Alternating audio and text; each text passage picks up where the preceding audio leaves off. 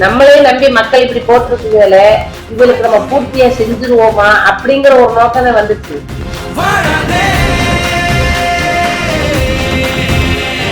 துணிந்து நில், தொடர்ந்து செல், தோல்வியே கிடையாது.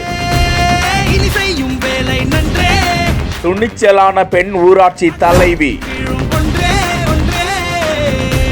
பேரிடர் கால பணிகளிலும் களப்பணியில் முன்னின்று செயல்படும் சிங்க பெண்மணி பௌசியா பானு.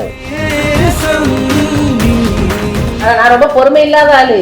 ஆனா இதுக்குள்ள வந்த பிறகு பல விஷயங்கள்ல ரொம்ப டைம் இழுக்க போகும்போது நம்மளுக்கு மனசு வலிக்குது. என்ன லேட் ஆகுது அப்படிங்கிற மாதிரி இருக்கு.